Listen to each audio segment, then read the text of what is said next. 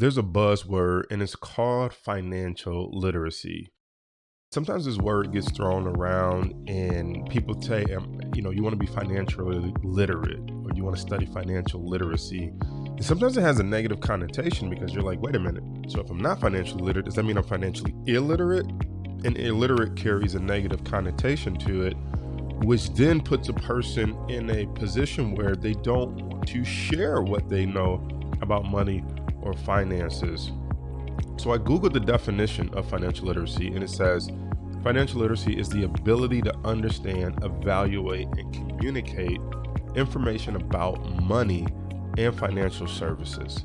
So that's one definition. My personal definition of financial literacy or financial education, I like to say financial education, is the ability to understand the ramifications of any decision that involves some component of money and finance.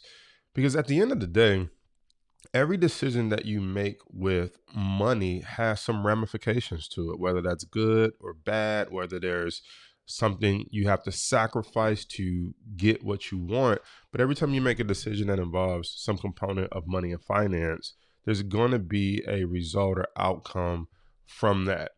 So I took a couple of different topics that I don't think people really understand or dive into why they do what they do. So example, using credit cards versus not using credit cards. Now, I know if you listen to Dave Ramsey, maybe Susie Orman, but I know Dave Ramsey's super popular for like, don't use credit cards, cut them up. They're no good. But I've said this before, Dave Ramsey is talking to a person who is financially out of control, meaning you have no discipline, you have no system set up to know how much money you can spend or not. And so that person that doesn't have a system of knowing when they're running out of money, meaning they don't balance their checkbook, maybe they don't have an Excel spreadsheet, they don't have an app on their phone. And because of that, that person is reckless when they swipe the card, or they don't understand the ramifications of swiping that card and not having the money, meaning they're going to get overdraft fees. They are going to spend more than they make. And now they're going to start to pay interest on that. And so those are the ramifications of not having a system and continuing to use credit cards when you can't track it. However, for people who have a system that understand their finances, live below their means, or they look at it as, okay, I'm going to swipe the credit card and turn around and pay it off with cash, and they have the discipline to pay it off with cash and not take that cash and go do something else with it. When you think about using a credit card versus not, it almost makes no sense to not use a credit card. Now, I know some people are going to probably fight me on this, but I want you to think about it. Every time I use my credit card, number one, I get a digital receipt, which means if I lose my paper receipt, I can call the credit card company, I can get a copy of it. Number two, there's usually some type of insurance or fraud coverage. If something breaks or gets stolen, my credit card company will cover it for me, benefits you don't have with cash. And then the third thing, which we're all familiar with, is getting these reward points. And to me, I call it free money, because it was money I was going to spend anyway. But if I swipe my card and turn around and pay it off, I get a 6% rebate, 10%, 1%, depending on what kind of credit card you have. But that is a component of understanding money and finance, and understanding that almost every year I get an extra, $3,000, $4,000, $5,000 because I put all my business expenses on a credit card and my personal expenses, get a lot of travel points. And so to know that not using my credit card would actually cost me $4,000 to $5,000 a year, because I wouldn't get those reward points that I can redeem for cash, airline tickets, whatever the case may be. And so that is financial education. That is understanding the ramifications of any decision that involves some component of money and finance. And a credit card is one that we probably all can relate to. Here's one that I think will shock most people. Most people don't understand insurance costs, and we'll just stick with like a car. When it comes to insurance costs, most people don't understand the financial ramifications of choosing a $500 deductible and a $1,000 deductible. And it's because you probably were never taught. The first thing most people think about when they say, do you want a $500 or a $1,000 deductible? Immediately people think, I want the lower deductible. You think, if I get into an accident, I want to pay the lowest amount possible to have this car fixed, $500. However, once you are financially educated on the ramifications of this decision that involves a component of money and finance, you take a step back. And this is what happened for me. I took a step back and I asked one extra question to the insurance company. I said, if I have a $500 deductible, what's my monthly payment?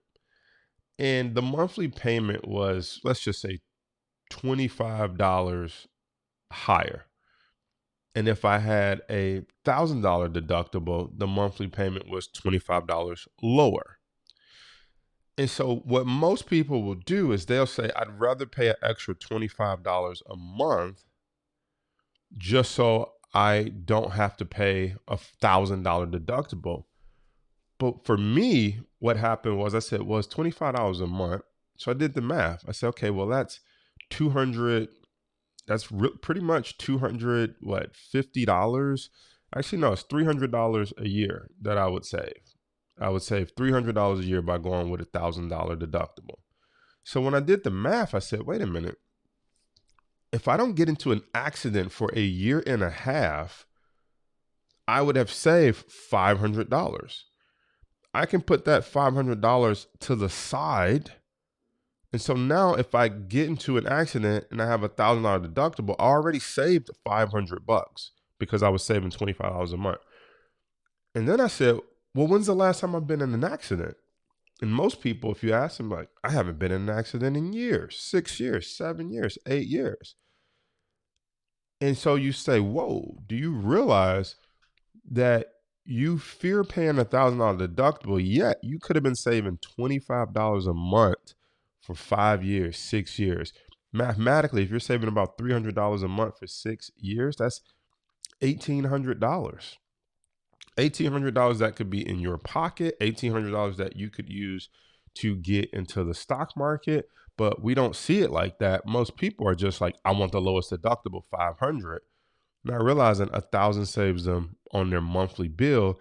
And if they can save $500 without getting into an accident, you're really back at $1,000 deductible anyway. Because I saved $500 and my deductible is $1,000, all I have to come up with is $500 for the deductible. However, if I don't get in an accident past a year and a half, I start making money.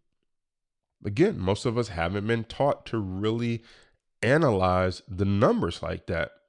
We just hear $500 deductible or $1,000 deductible. Most people say 500. And your insurance person just keeps going. Okay, $500 deductible, great. And they don't say, well, if you did 1,000, your monthly would be lower and you would actually save this. And based on the last time you got in an accident, you actually would come out on top. They don't do that. They just ask you 500 or 1,000. It is your job to be financially educated to understand the ramifications of the two choices that you have. But most people never dig into the two choices. They just take the lower one and they move on. Maybe it's because it's easier to not even have to think about the quick math that I just did. But that is what separates people who are financially educated and aware from those who are not.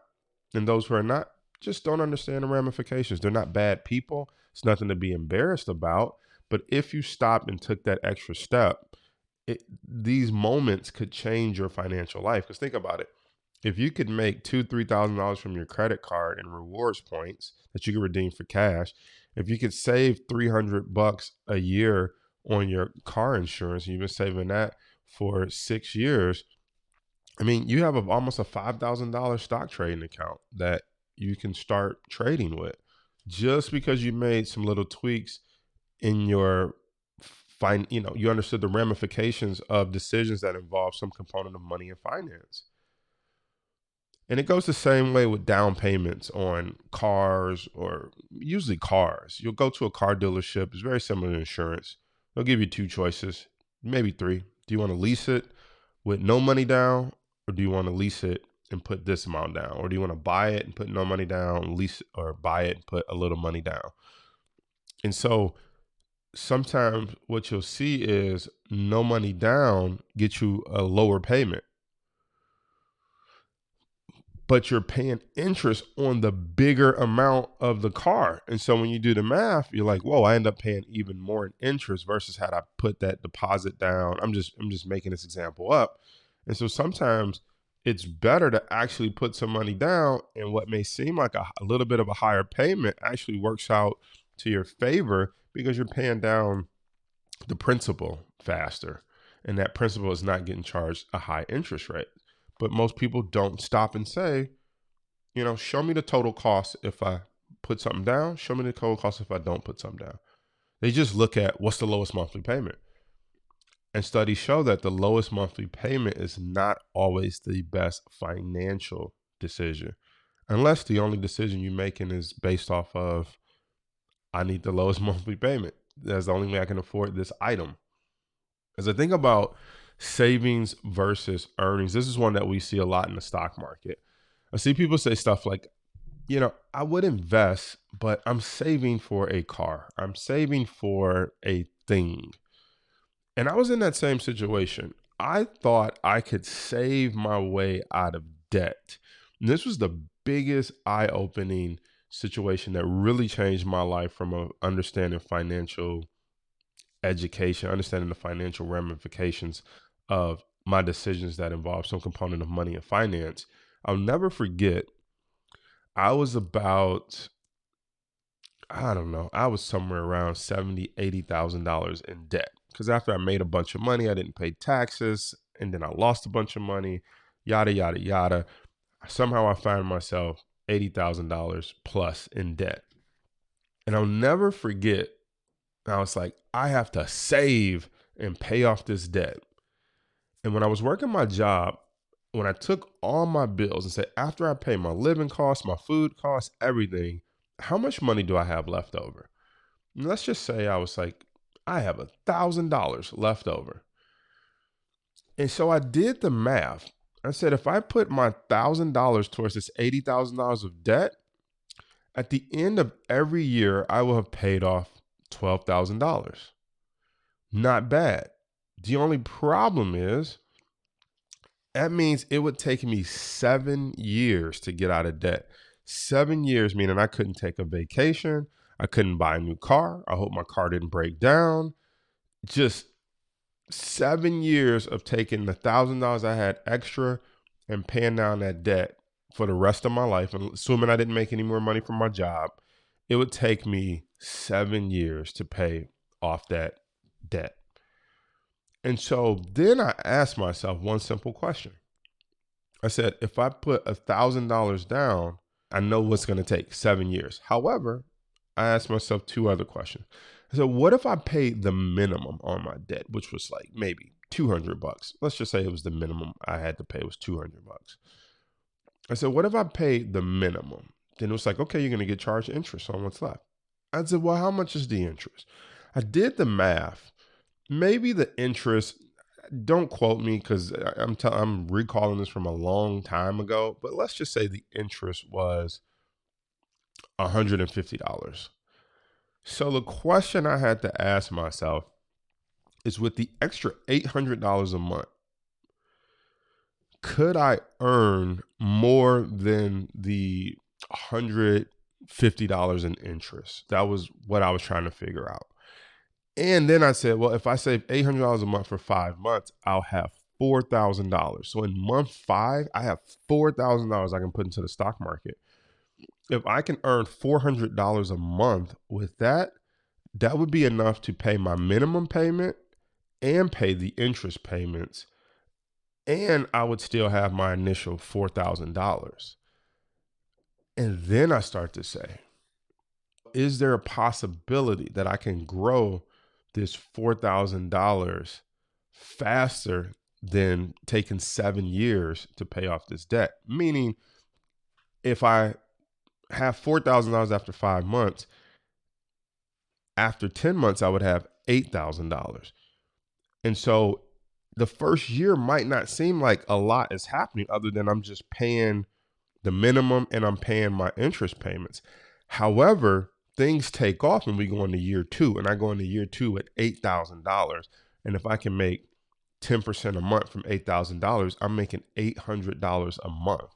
which gives me the ability to pay the minimum payment, pay the interest payment, and pay an extra $400 towards my debt. If I could do that, then I can start to really see how I can snowball paying off this debt and maybe get out of debt in 2.5, 3 years, 4 years versus waiting 7 years. And so when you think about saving versus earning, you have to sit down and do the math, because when you're saving money, guess what? You're saving, and you pay for the event. The event is a wedding, it's a car, it's a tool, it's a thing. If that thing does not make you money, you have just purchased that thing, and guess what? Your entire savings, whoosh, go to zero. However, if you're earning money from your money with investing, even if you have to make payments towards that thing, that wedding, that house, that car, you still have your principal money, assuming that you're making money, you're not losing money. You still have your principal, and your money is paying down the thing, the wedding, the car, the tool, the whatever, the vacation. And once I realized that, wow, if I save and pay off a thing, I'm right back in the same place. I got to figure out how to make money, because now I'm back broke. I'm back to zero. But then I said, wait a minute. If I earn or I invest, my money makes money for me.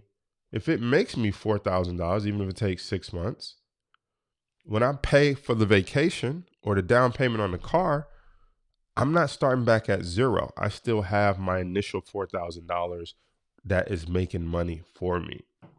And that's when I realized I'd rather earn money versus save money. I'd rather have my money working for me and going out and recruiting more individuals, because even if I save, I still have the same problem. When I spend it, I'm back broke. I'm back at zero. I'm back saying, well, guess I can't do anything this month or for the next 8 months until I save again. But what if you never had to go back down to zero? What if your cash flow was always throwing off more cash flow, and all you needed was the patience and the discipline to wait until it threw off enough cash flow in order to pay for or buy that thing? So I want you really thinking about financial education different. I want you thinking about your credit card different after listening. I want you to thinking about your $500 versus $1,000 deductible. In fact, anyone who's listening to this, I challenge you to call your insurance company and just get a quote and just say, hey, I know I've been having a $500 deductible. Ask 2 questions. When's the last time I've been in an accident? And then if I go to a $1,000 deductible, what does that do to my monthly cost? And then I want you to take whatever that number is, and I want you to see how, like, wow, if I save the difference over X amount of months or years, then I start making money past that point.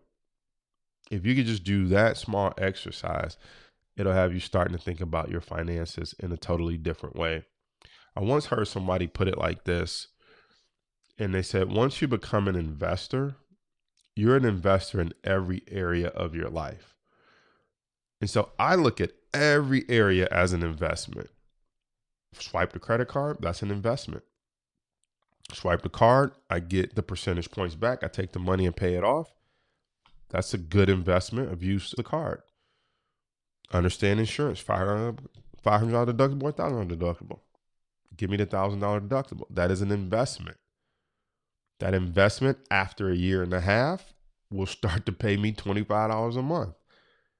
Everything I look at is an investment. And once you have that financial education, you start to break away from some of the habits that I believe are taught to the poor and middle class.